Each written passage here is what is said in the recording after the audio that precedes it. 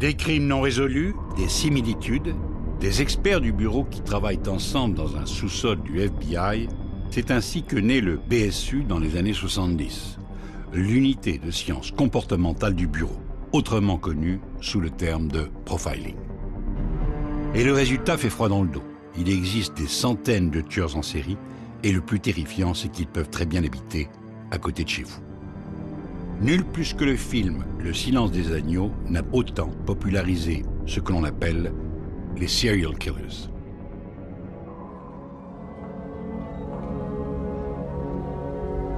Good morning. Dr. Lecter, my name is Clarice Starling. May I speak with you? You're one of Jack Crawford's, aren't you? I am, yes. May I see your credentials? Certainly.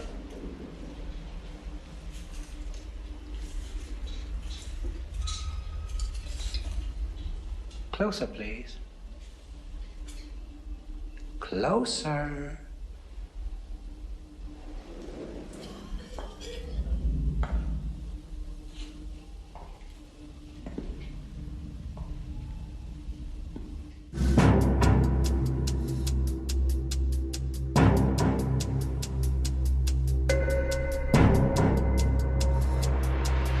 Aux États-Unis, chaque État possède sa police, ses propres lois, ainsi qu'un système judiciaire autonome. Tous ces États doivent également respecter la Constitution américaine, et c'est le rôle du département de la justice à Washington d'y veiller. Son bras armé est le bureau d'enquête fédéral, le FBI, et ses 12 600 agents spéciaux. Voici leurs histoires.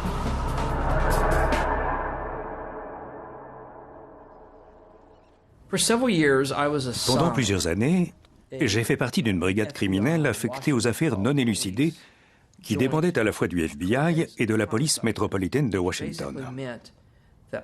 On était chargé d'examiner les homicides non résolus à Washington.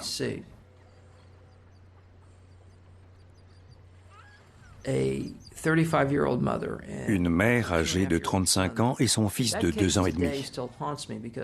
Cette affaire me hante toujours aujourd'hui parce qu'on a la conviction d'avoir exploré toutes les pistes qui se sont présentées sans avoir réussi à nous rapprocher d'un pouce d'une inculpation. Et ça fait presque 12 ans aujourd'hui. Au printemps 96, un homme pêchait en barque sur ce lac. Il commençait à faire bon, pas mal de gens se promenaient. Quelque chose a attiré l'attention du pêcheur. C'était une grosse poubelle, un grand bac poubelle qui flottait dans l'eau. Il a donné quelques coups de rame pour aller le voir de plus près, et c'est là qu'il a découvert le corps et qu'il a appelé la police. La police m'a appelé immédiatement et je me suis rendu sur les lieux. On a sorti la poubelle de l'eau pour faire une analyse médico-légale et ils étaient là tous les deux. Et il est tout à fait possible, même si on ne peut pas en être certain, qu'ils aient été jetés à l'eau alors qu'ils étaient encore en vie. Au moment des faits, cette clôture n'existait pas. Donc de la route, on avait accès au lac tout le long du rivage.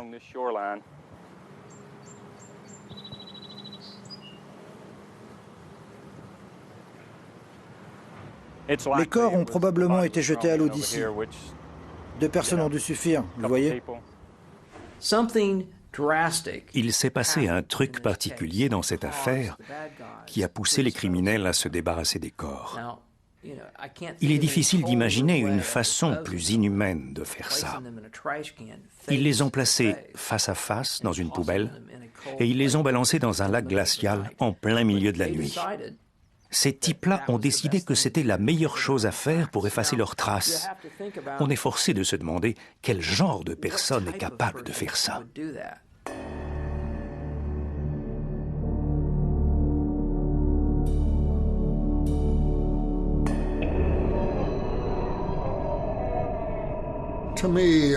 Pour moi, l'homme est un animal. C'est le prédateur le plus dangereux sur Terre. Je n'ai aucune confiance dans les êtres humains. Je sais ce qu'ils sont capables de faire, tous sans exception. Je peux m'asseoir à la même table qu'un assassin. Je peux serrer une main qui étranglerait mon fils si elle en avait l'occasion. Je peux taper dans le dos d'un homme qui tuerait ma femme s'il le pouvait. Mais on met tout ça de côté pour le bien de l'humanité, parce qu'on essaie d'apprendre. Et pour pouvoir apprendre, il faut compromis. Mais faire des compromis ne veut pas dire se soumettre. À la base de Quantico, en Virginie, l'école du FBI, on forme et on mène des recherches. Et ces recherches sont en permanence nourries par l'expérience. C'est ici qu'est basé le BSU, l'unité des sciences comportementales, célèbre dans le monde entier. Le BSU doit son existence à un ancien moniteur de tir, Howard Tetton.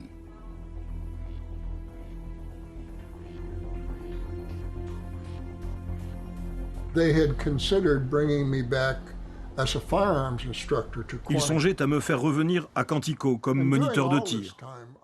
Et pendant tout ce temps, je développais mon profilage, ce que j'appelais à cette époque criminologie appliquée. Le terme de profilage ne m'était pas venu à l'esprit. Pour moi, c'était de la criminologie appliquée.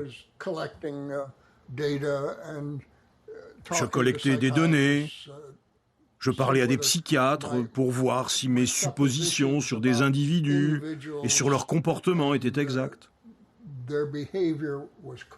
Par exemple, comment se comporte quelqu'un qui souffre de troubles mentaux donnés? Quel type d'emploi est-ce qu'il occuperait? Est-ce qu'il serait marié? Est-ce qu'il serait jeune? Vieux? Est-ce qu'il serait de telle ou telle origine ethnique? Voilà, ce genre de choses. C'est le type de données que je rassemblais.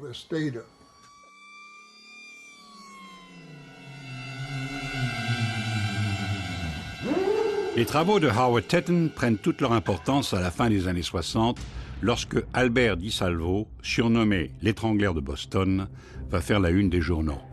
From a long-range point of view, do you think Albert DiSalvo can be cured? I have no idea. They haven't even cracked the ice on the problem, let alone put their hands in the water.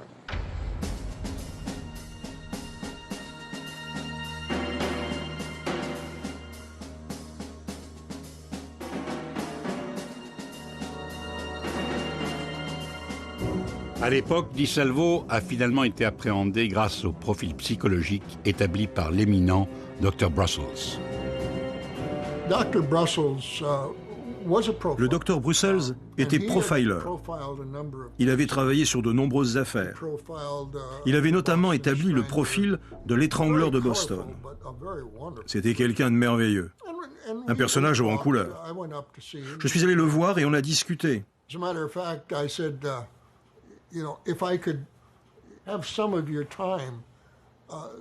Je lui ai dit que le FBI était prêt à le rémunérer s'il voulait bien nous consacrer un peu de son temps,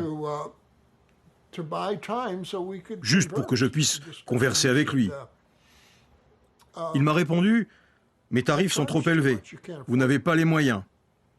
Mais je suis patriote, donc je le ferai gratuitement. »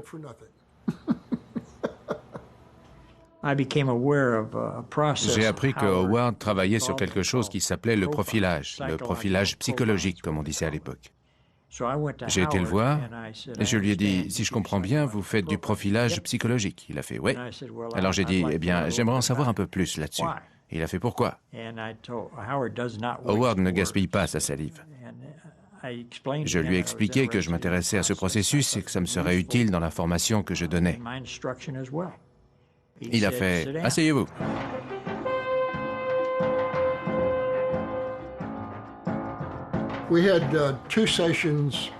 On faisait 2 formations à l'Académie nationale. Le programme s'adressait à des policiers, en général dégradés, avec une quinzaine d'années d'expérience en moyenne. Ils venaient ici, suivre notre enseignement, et ils passaient de 8 à 11 semaines ici. On leur disait... Si vous voulez suivre les cours de criminologie appliquée, amenez des crimes non élucidés, des old dogs, comme on disait à l'époque, des vieux clébards. Aujourd'hui, on appelle ça des cold cases, mais à l'époque, c'était des old dogs. Donc ils se pointaient avec leur dossier, et on leur montrait comment faire du profilage à partir d'une ou plusieurs de leurs affaires. Il arrivait même qu'on réussisse à résoudre une affaire. Ils appelaient leurs unités en disant « Fais ci, fais ça. Je me souviens qu'on a interrogé un type dans ce genre-là. » Eh oui, on a résolu quelques affaires comme ça. Each of the special agents of the Federal Bureau of Investigation must be ready and capable to meet any challenge. The security of our nation or the life of a loved one may depend upon him. Hoover et la psychologie, on n'était pas sûr que ça fasse très bon ménage. Il était plutôt de la vieille école. On ramasse les indices et on envoie les gens en tôle. La psychologie était vue comme une sorte de pseudo-science douce qui n'avait rien à voir avec le travail de police. Alors qu'en réalité, beaucoup d'entre nous pensaient que c'était un domaine inexploré qui offrait d'immenses possibilités pour mieux comprendre l'esprit des criminels. Les sciences comportementales possèdent la capacité de nous aider à mieux comprendre le comportement des criminels. Le fait de commettre un crime n'est pas fondamentalement différent d'autres tâches complexes que nous accomplissons dans la vie de tous les jours. C'est une série de décisions qui sont prises par le criminel. Donc, ce qu'on faisait dans l'approche comportementale, c'était d'inspecter la scène du crime et examiner les éléments que l'assassin a laissés derrière lui, qui indiquent les choix qu'il a faits. Ce que l'on fait concrètement au quotidien, c'est de l'analyse de crime et de scène de crime. Ça débouche sur deux choses.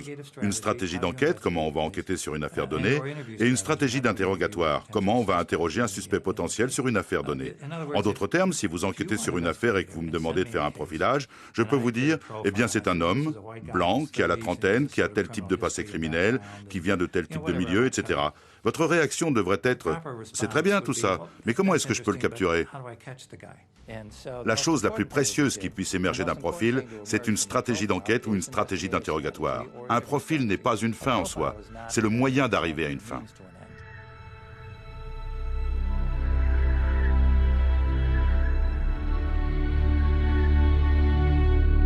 Now, I know this sounds rather crude. Je sais que ce que je dis est un peu cru, mais quand on examine un corps pendant un profilage, on a devant soi un bout de viande qui peut contenir des indices. On ne pense plus au corps en tant que personne, parce que si on fait ça, on est prisonnier de toutes sortes d'a priori. On est révulsé par la mort, on est écœuré par le sang. Mais si on réussit à mettre ça de côté, alors on est devant un morceau de viande qui peut contenir ou qui peut être entouré de toutes sortes d'indices. Une série de meurtres d'enfants à Atlanta va être l'occasion de mettre à l'épreuve cette nouvelle science du FBI. Les meurtres ont commencé à l'automne 1980, en septembre-octobre. La police d'Atlanta a remarqué une constante. Ça touchait des jeunes garçons noirs de 6 à 12, 14 ans. De jeunes garçons. Ils disparaissaient et on les retrouvait morts. Maynard Jackson, le maire d'Atlanta, a été voir le ministre de la Justice de l'époque, Griffin Bell. Il lui a demandé l'aide du FBI sur cette affaire, sur l'affaire du tueur d'enfants d'Atlanta. John Glover était l'agent du FBI sur place. Sa première affectation avait été à la tête du bureau de Milwaukee, où il était devenu le premier Afro-Américain à diriger une division régionale. Après Milwaukee, il a été transféré dans une division plus importante, celle d'Atlanta. Donc quand je suis sortie de formation au printemps 1980, M. Glover venait de prendre son poste. Et c'est le genre d'homme que n'importe quel agent aurait envie d'avoir pour supérieur. Maynard Jackson, le maire d'Atlanta à l'époque, était le premier maire afro-américain d'une grande ville du sud des États-Unis. Le préfet de police était Lee Brown, un afro-américain, et le divisionnaire, George Anapa, un autre afro-américain. Donc on était vraiment dans une situation politique hors du commun. À Atlanta, il y avait un establishment politique noir et une banlieue blanche. Beaucoup de parents de victimes critiquaient la hiérarchie politique et la hiérarchie policière. Je sais que Maynard Jackson vivait ça très mal, parce qu'il se considérait comme l'élu des classes populaires, et les classes populaires s'en prenaient à lui, le critiquait parce que cette affaire tardait à être résolue.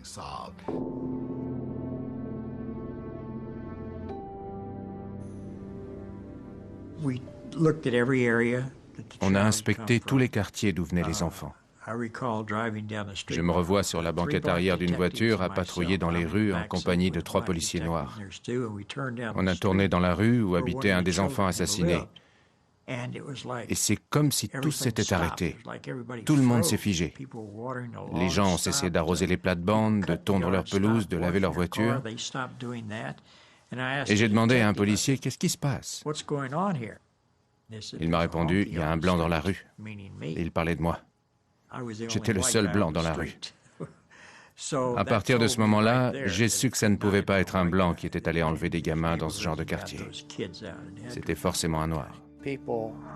Pas mal de gens pensaient que c'était un agitateur blanc, appartenant à un groupe raciste, qui déversait sa haine des Noirs sur des enfants. Mais notre équipe de sciences comportementales était formée à prendre en compte objectivement les éléments sur la scène du crime, à examiner ce qui s'y trouve et ce qui est arrivé à la victime. Et ils ont déclaré plusieurs fois, à moi et à l'agence, que d'après leurs conclusions, ce n'était pas le genre de type que l'on cherchait. On cherchait un homme de race noire qui avait fait des études et dont les parents avaient fait des études. Bien sûr, c'est le résultat d'une longue analyse. Il a entre 20 et 30 ans et il s'exprime avec facilité. Il est très intelligent. Les gosses n'ont pas été véritablement kidnappés. Il les a manipulés, il les a convaincus de le suivre. Certains de ces gosses étaient des petits débrouillards, des gosses de la rue. Ils connaissaient la réalité de la rue. Ce n'étaient pas des victimes naïves qui sortaient droit du catéchisme. Ils n'étaient pas nés de la dernière pluie. Pour tromper un gosse comme ça, il faut connaître le monde de la rue aussi. Avec ce profil en tête, ils trouvent vite leur tueur. La technique de Wayne Williams était de repérer un gamin dans la rue ou sur un terrain de jeu et de l'aborder en lui proposant de venir passer une audition pour une comédie musicale. Il se faisait passer pour un dénicheur de jeunes talents qui travaillait dans une maison de disques.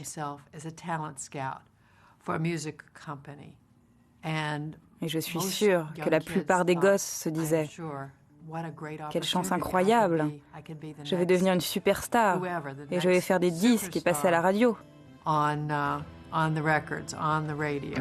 Williams est mis en garde à vue, mais il est relâché, faute de preuves.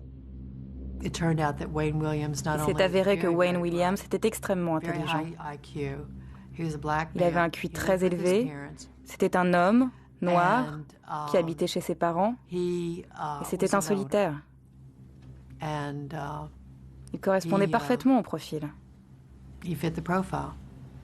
Mais la toute nouvelle chaîne d'infos en continu, CNN, qui suit pas à pas l'affaire, va changer le cours de l'enquête. Grâce aux informations diffusées par CNN, Wayne Williams, en liberté surveillée, change son modus operandi. Ce genre d'individu suit les affaires dans les médias et tient compte de ce qu'annoncent les médias. Je vais vous donner un exemple. Les corps ont été abandonnés dans la rue, dans les bois, dans ce genre d'endroits, jusqu'à ce que les médias révèlent qu'on retrouvait des poils et des fibres textiles sur les corps. À partir de ce moment-là, on a retrouvé des corps dans des cours d'eau. Il était évident que le tueur utilisait l'eau des rivières pour nettoyer les corps des poils et des fibres qui s'y trouvaient. Ça nous a compliqué la tâche.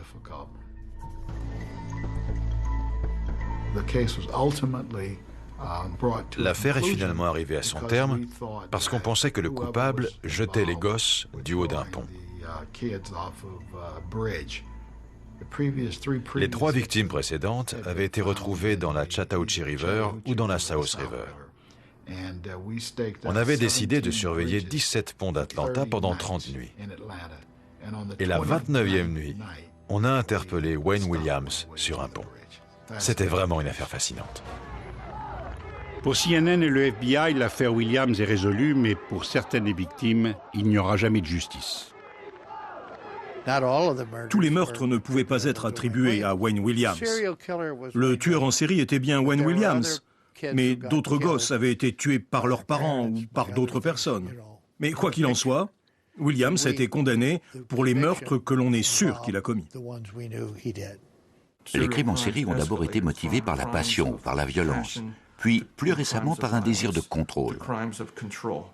Parce que le tueur décide non seulement du moment où la victime meurt, mais aussi de ce qui fera les gros titres de la presse le lendemain matin ou de ce qui ouvrira le journal télévisé. Malgré des succès comme Atlanta, le profiling a du mal à être pris au sérieux au sein du FBI.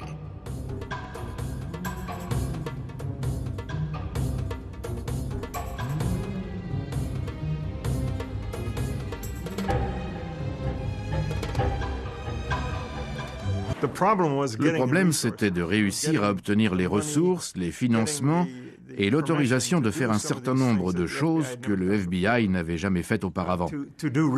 Comme faire de la recherche, aller dans les prisons pour mener des entretiens avec des tueurs et des violeurs en série. On voulait laisser de côté notre boulot de formation. Ce qui nous intéressait, c'était de travailler sur de vraies affaires, de mettre les mains dans le cambouis. Dans les enquêtes criminelles, nos virus, nos bactéries ne sont pas dans des éprouvettes ou entre deux lames de verre. Ils sont dans ce qu'on appelle le cimetière des vivants, le couloir de la mort. Mais il fallait de la ténacité, une méthodologie et surtout du courage. Les membres de l'unité des sciences comportementales voulaient faire des entretiens. Ils voulaient aller dans les prisons et demander « Pourquoi est-ce que vous avez choisi cette victime en particulier? Comment est-ce qu'une seule personne peut réussir à contrôler deux victimes à la fois ou même davantage? Est-ce que vous étiez dans la foule des badauds lorsque le corps a été découvert? Est-ce que vous êtes revenu sur les lieux du crime ?» C'était important, parce que ça nous ouvrait des perspectives. En voyant un crime, on pouvait dire « Ça, je crois que c'est le genre de type qui pourrait bien retourner sur les lieux du crime. » Ça ouvre des possibilités infinies pour une enquête, vous savez. John Douglas, Bob Rosler et moi-même, on s'est rendus à Boston, dans le Massachusetts, pour y rencontrer le docteur Anne Burgess. Elle dirigeait un service de psychiatrie à l'époque. On a passé 2 ou 3 jours chez elle à développer un protocole d'entretien, un questionnaire pour les tueurs en série. C'était le tout premier questionnaire jamais conçu pour des tueurs en série. Rustler. Je me rappelle d'un tueur en série qui pesait 150 kilos, incarcéré à la prison d'Atascadero, en Californie.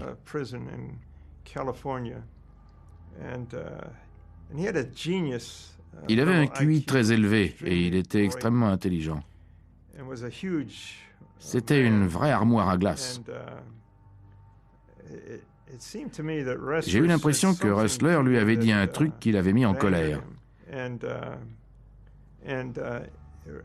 Rustler était seul dans la pièce avec lui. Peut-être que son collègue était sorti à un moment.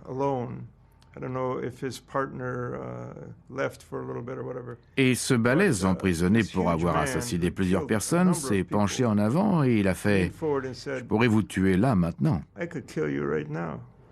En 1981, grâce à un événement, cette science va enfin gagner ses lettres de noblesse aux yeux du FBI et du monde.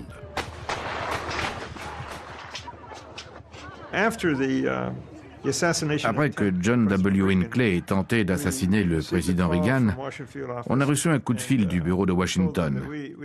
On leur a dit qu'on ne voulait pas les déranger dans leur enquête, mais que Bob Rustler avait mené des entretiens avec presque tous les assassins du même type détenus dans les prisons américaines.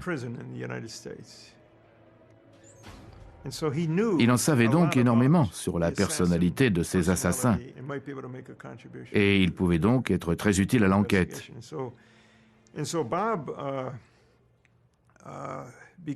Bob leur a parlé du genre d'éléments qu'ils étaient susceptibles de trouver s'ils allaient dans la planque temporaire qu'occupait Hinckley ou chez lui, dans le Colorado.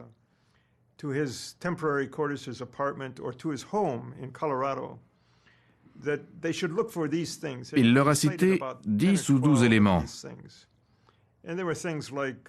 Par exemple, un journal intime, Un plan d'action mis par écrit. Des photos de Hinckley avec ses armes. Ou des photos prises à Washington.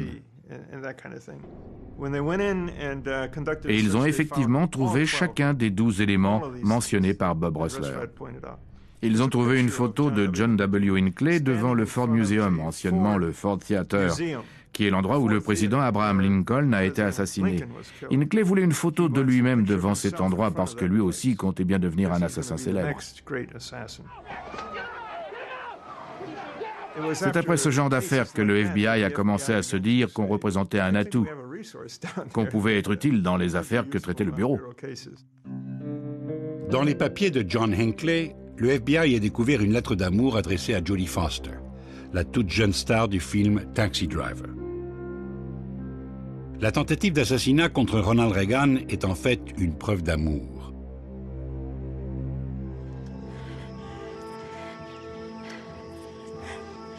Bien des années plus tard, Jodie Foster allait jouer un rôle capital dans l'évolution du BSU.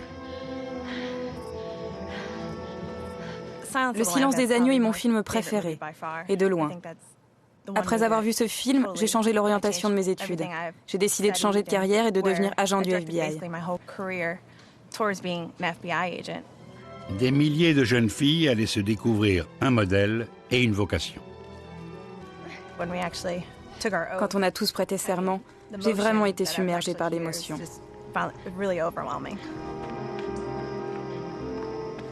J'allais travailler pour la meilleure agence de maintien de l'ordre du monde. On ne peut pas faire mieux que le FBI.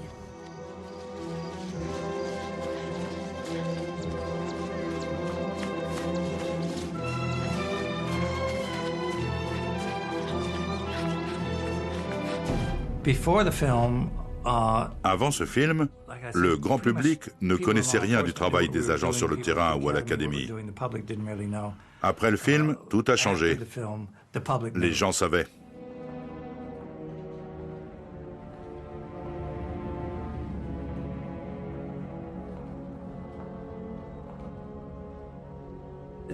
On a essayé de faire comprendre aux producteurs que le personnage de Jodie Foster, qui est une jeune agent en formation et qui n'a même pas terminé sa formation de base, ne serait jamais envoyée seule en mission.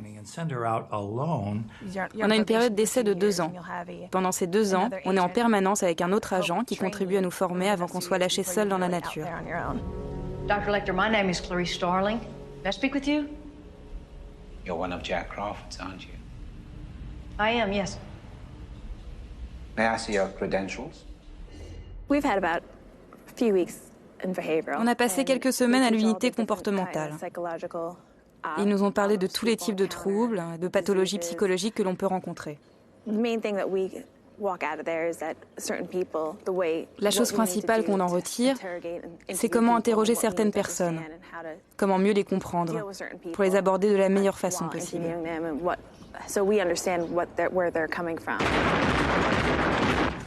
Jodie Foster a passé pas mal de temps au Centre national d'analyse des crimes violents. Nous voulions qu'elle voie quelques photos de scènes de crime et qu'elle fasse l'expérience du stress que ce travail peut procurer. Elle était très intéressée par la relation que j'avais développée avec Ted Bundy, le tueur en série. Je dis « je », mais j'étais juste le représentant du FBI à ce moment-là. Et j'ai eu la chance que les choses se passent bien. Mais ce qui est passionnant, c'est qu'on développe une vraie proximité avec le tueur. Ted Bundy a dit à sa mère que j'étais son meilleur ami. Et il avait raison en un sens, parce que je suis devenu son seul lien avec le reste du monde. J'avais un fils de l'âge de sa fille. On avait pratiquement le même âge. On avait tous les deux étudié la psychologie. On avait beaucoup de choses en commun. Il a très souvent dit qu'il aurait pu se trouver à ma place de l'autre côté de la table. Il m'a même avoué qu'il avait songé à devenir agent du FBI, mais qu'il avait laissé la partie maléfique de lui-même prendre le dessus et qu'il était devenu un tueur en série. Mais il disait aussi que c'était lui qui m'apprenait des choses et c'était flatteur pour son ego.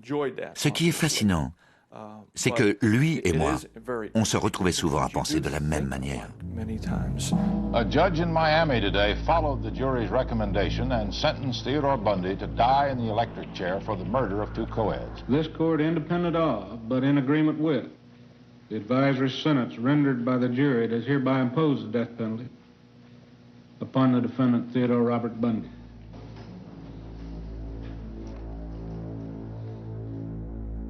Ted Bundy était un être humain très complexe, qui avait suivi des cours dans 4 ou 5 universités différentes, qui avait un diplôme en psychologie, qui faisait des études de droit. Il était brillant, séduisant, il venait d'une très bonne famille. J'ai passé des heures avec sa mère, avec son beau-père, avec ses frères et sœurs, pour tenter de mieux le connaître. La nuit qui a précédé sa mort, Ted m'a avoué qu'il avait tué au moins 30 femmes. Mais il a aussi laissé entendre que ce nombre était beaucoup plus élevé. The mother of Theodore Bundy came to court today to plead for her son's life. Ted being the oldest, and you might say my pride and joy. Our relationship was always very special. My Christian upbringing tells me that to take another's life under any circumstances is wrong. And I don't believe the state of Florida is above the laws of God. Quand on étudie certains types de criminels et qu'on arrive à les comprendre, on peut parfois atteindre un stade que les psychologues appellent un crossover. C'est-à-dire que l'on est capable de prévoir avec pas mal d'exactitude ce que le criminel va faire. On n'est pas des devins. On arrive simplement à utiliser au mieux tout ce qu'on a appris pendant nos recherches et pendant notre formation. You're a bright young man. You made a good lawyer. I'd love to have you practice in front of me, but you went another way, partner. Bundy says he'll appeal. Meanwhile, he has been ordered to the state prison to await setting of the date of his execution in the electric chair. Ed Rabel, CBS News, Miami. Bundy a dit à Hegmaier qu'il divulguerait des informations sur d'autres jeunes filles qu'il avait assassinées si on lui promettait qu'il ne serait pas condamné à mort. Mais l'État de Floride a dit non.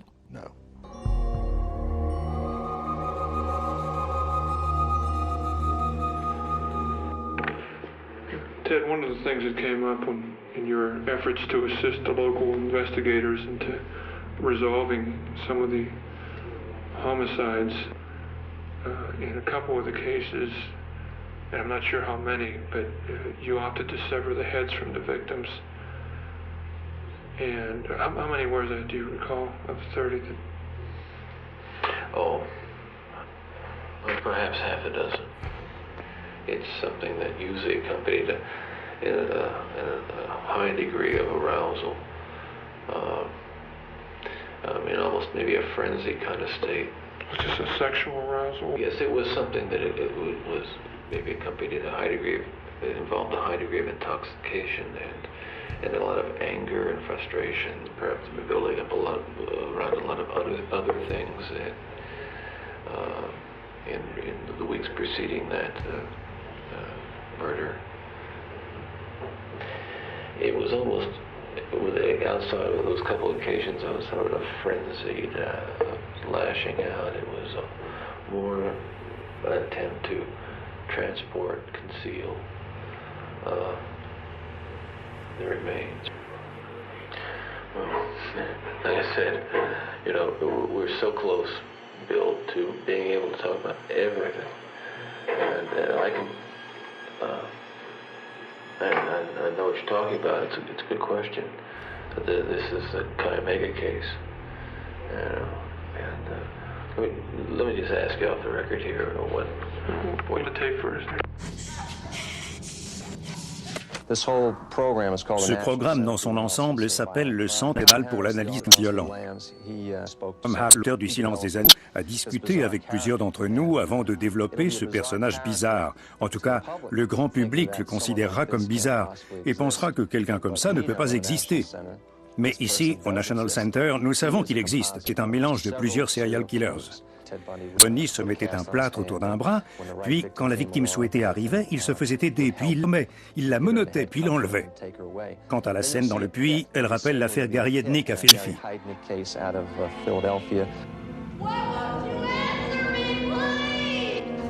Patterns of behavior.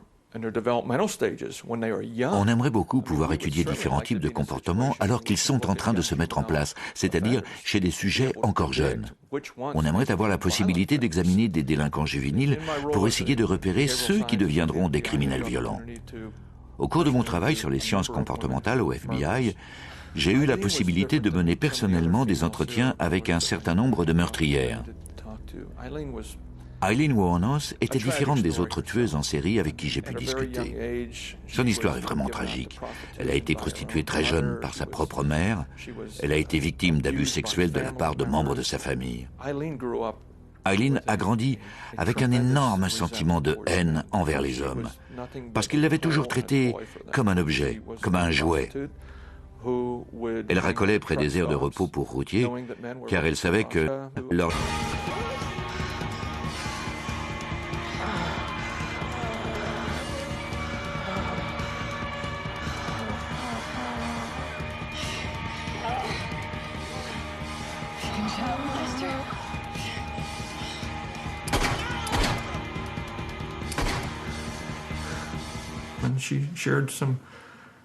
Elle discutait de choses très intimes avec eux. Elle les laissait se vanter de leurs prouesses sexuelles, raconter comment ils trompaient leurs femmes et leurs enfants. Ils présumaient qu'elle était juste une prostituée comme une autre et qu'ils ne la reverraient jamais plus. Et là-dessus, ils ne se trompaient pas. Ils ne la revoyaient jamais plus. Elle faisait le nécessaire.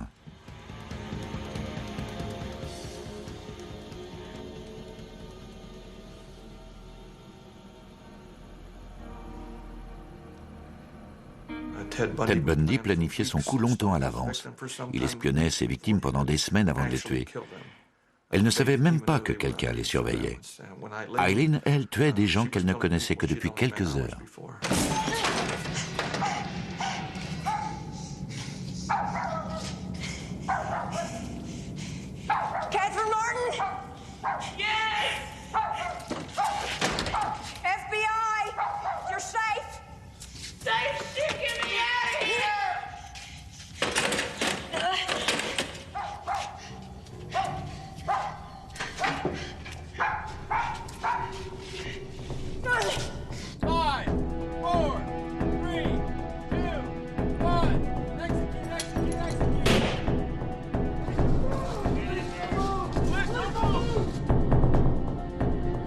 Pour les agents spéciaux, la barre est placée très haut.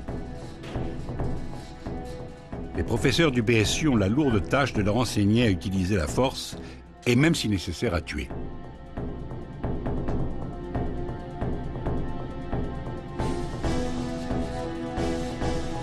Des hommes comme Clinton Van Zandt ou John Glover ont été amenés à le faire ou à donner l'ordre de le faire. Quand on prend la décision de tuer quelqu'un, on n'est pas dans la situation d'un policier qui se retrouve tout à coup face à une menace, qui dégaine son arme et qui tire. Dans notre cas, on a quelques minutes pour parler, pour discuter et pour réaliser pleinement qu'on va mettre à mort un être humain. Il délirait, il commençait à se plaindre. Où est l'équipe d'assaut? Où est le révérend Intel? Je vous avais dit de le faire venir. Il avait décroché, il était cinglé.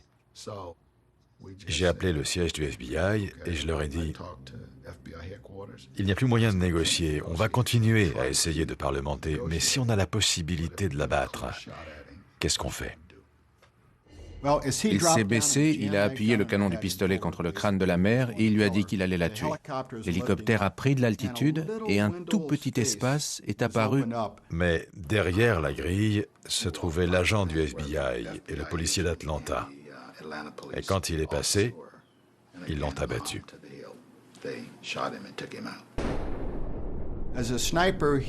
On a simplement dit au tireur d'élite: tu as le feu vert, tire. C'était un professionnel, il était entraîné, il était programmé pour faire ça. Il a tiré, il a tué un homme. Mais le type qu'il a tué ne représentait pas une menace pour lui. Donc je voulais qu'il comprenne bien pourquoi il avait dû donner la mort à cet être humain. Il a écouté attentivement tout ce que j'avais à lui dire. C'était un homme merveilleux, très doux, pas du tout le genre macho.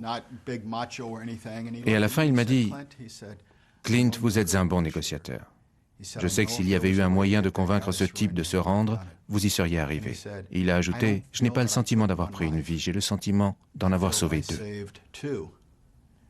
Et je me suis dit, c'est vraiment une super façon de voir les choses. On n'a pas pris une vie, on en a sauvé deux. Parce que c'est ça notre boulot, sauver des vies. À Hogan's Alley, sur la base d'entraînement du FBI à Quantico, les professeurs du BSU enseignent aussi bien l'utilisation de la force que l'art de la négociation.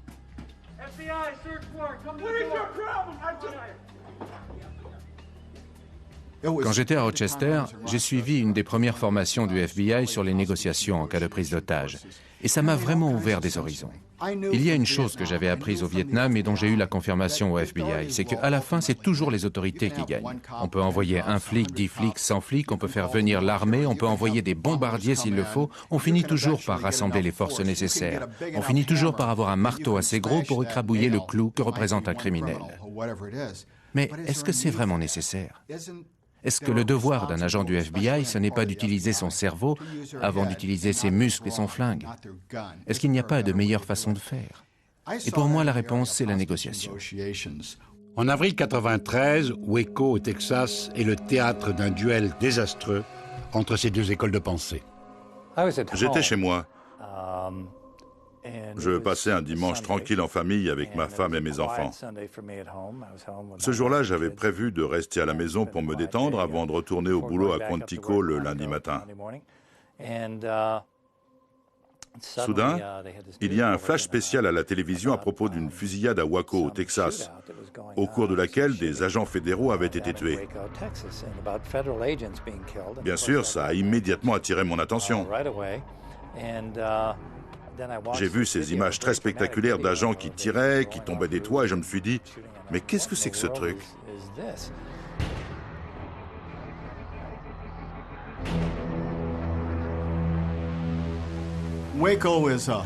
Waco est un moment sombre de l'histoire du FBI et des forces de l'ordre américaines. C'était un domaine de plusieurs dizaines d'hectares où s'était retranché une sorte de groupe convaincu que l'apocalypse était imminente. Le groupe était connu sous le nom des Davidiens. C'était une secte dont les croyances se démarquaient des croyances religieuses classiques, pour autant que ce terme ait un sens aux États-Unis. Depuis sa création, la secte s'était scindée 2 ou 3 fois, et à la tête de la petite centaine de personnes qui nous occupaient se trouvait un certain David Koresh.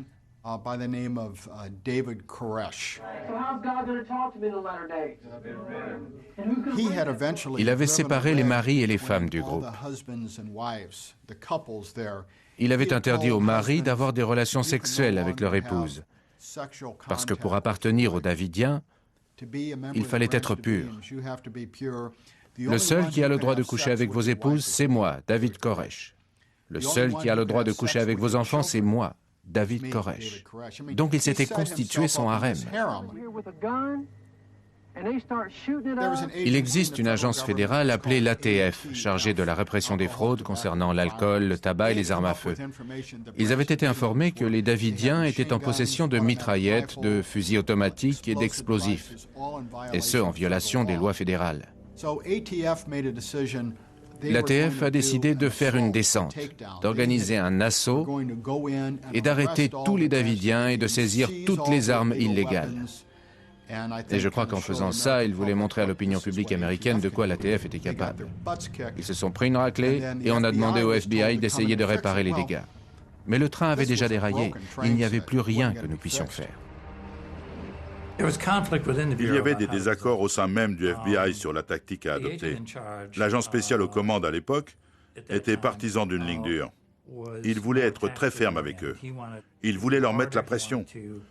Il avait le sentiment que si on les maintenait sous pression sur le plan tactique, on finirait par les forcer à sortir. En fait, il avait une attitude extrêmement condescendante envers les négociateurs. Il pensait que c'était une approche qui était molle, faible et inefficace. Il préférait la manière forte. Un des types avec qui on négociait le plus, c'était Steven Schneider, le lieutenant de Koresh, le numéro 2 de la secte. On discutait avec Schneider et on lui disait « Écoute, t'es dans une situation où tu peux pas coucher avec ta femme. Mais Koresh, lui, il peut faire ce qu'il veut avec elle. Koresh couche avec ta femme, mais il t'interdit de le faire. On n'est pas des spécialistes de la Bible, mais ça dit pas quelque part que l'adultère, c'est mal. Il y a eu une fusillade, il y a des morts dans votre enceinte, il y a des agents fédéraux morts à l'extérieur. Un type couche avec ta femme, mais toi, t'as même pas le droit de la toucher. Tu crois pas que tu ferais mieux de prendre ta femme et ton gosse et de te barrer ?» On était à ça de le convaincre de sortir. Pendant que les négociateurs tentaient de convaincre les Davidiens de se rendre, l'équipe tactique continuait son offensive. Ils envoyaient des bulldozers écraser les voitures des Davidiens. Si des Davidiens mettaient le nez hors de la maison, ils leur balançaient des grenades aveuglantes pour les effrayer et les forcer à rentrer. Toute la nuit, ils balançaient de la musique à tue-tête pour empêcher les Davidiens de dormir et pour les faire craquer par manque de sommeil. Donc, toutes les tentatives des négociateurs étaient en quelque sorte annihilées par ce que faisait l'équipe tactique. Ça ne veut pas dire qu'il ne fallait pas faire ce qu'ils faisaient. Si les Davidiens avaient capitulé et s'ils s'étaient rendus, on aurait tous été ravis. Mais on avait affaire à un groupe d'hommes, de femmes et d'enfants qui avaient juré allégeance à David Koresh. Finalement, comme chacun s'en souvient probablement, ils ont décidé de tout régler par la force en balançant des gaz lacrymogènes. Et là encore, le jour n'était probablement pas très bien choisi pour faire ça, parce qu'il y avait énormément de vent. On était en plein milieu de la prairie, cette immense plaine au cœur du Texas, et quand le vent se met à souffler, il ne souffle pas à moitié. Et avec le vent, les gaz lacrymaux qu'ils ont envoyés dans le bâtiment sont tout de suite ressortis de l'autre côté. On a essayé d'utiliser un haut-parleur pour dire aux Davidiens de se rendre. Et ils ont jeté le téléphone dehors. Ils refusaient de nous parler. Et puis, à 3 endroits différents de l'immense bâtisse, on a entendu des Davidiens demander « Il faut mettre le feu ?» Est-ce que David a dit qu'on devait mettre le feu? Pour éviter que le groupe soit capturé, Koresh avait ordonné un suicide collectif.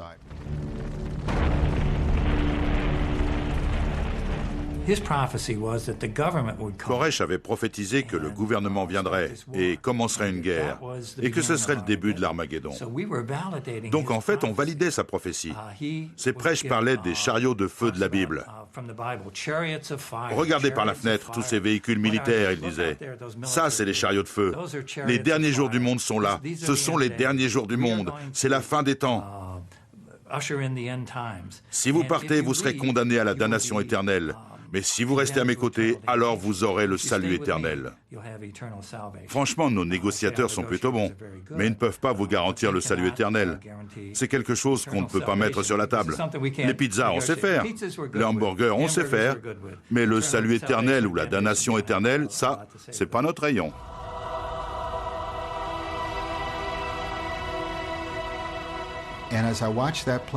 J'ai vu les bâtiments s'embraser et s'écrouler sous les flammes. 85 personnes ont péri, des hommes, des femmes, des enfants. Certains s'étaient tiré une balle dans la tête, les enfants étaient morts asphyxiés par la fumée. Ils étaient tous morts. C'est probablement le pire moment de ma carrière d'agent du FBI, parce que tout ce que j'avais tenté a échoué. 85 personnes étaient mortes parce que nous avions échoué. Nous n'avons pas été capables de trouver un moyen de résoudre ce conflit sans avoir recours à la violence. La tragédie de Waco illustre tout le danger d'une société ancrée dans la violence et armée jusqu'aux dents. En centralisant et étudiant toutes les statistiques, le FBI et le BSU ont une vision globale de ce phénomène.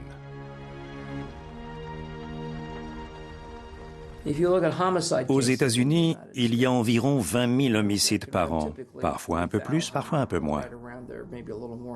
Au niveau national, le taux d'élucidation de ces homicides se situe quelque part autour des 60%. Dans la pratique, il est probablement un peu en dessous. Dans certaines juridictions, c'est peut-être à peine la moitié. Il y a eu 16 000 meurtres cette année et on en a élucidé 62%. Mais avec l'augmentation de la tranche d'âge des 16-24 ans dans la population générale au cours des 6 ou 7 ans à venir, on peut s'attendre à franchir de nouveau le seuil des 20 000 meurtres par an. Lorsque des soldats sont démobilisés après un conflit armé, il y a toujours une poussée de crimes violents. La plupart du temps, ce sont des crimes domestiques parce que les vétérans ont des problèmes de réadaptation. Dans 7 ans, lorsque la population augmentera, que nos troupes rentreront au pays et que les récidivistes sortiront de prison, alors on aura de sérieux problèmes.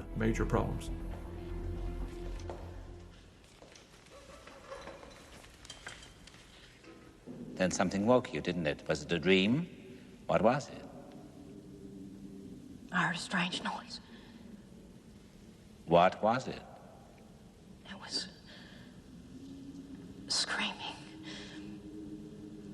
Some kind of screaming, like a child's voice. What did you do? I went downstairs, outside.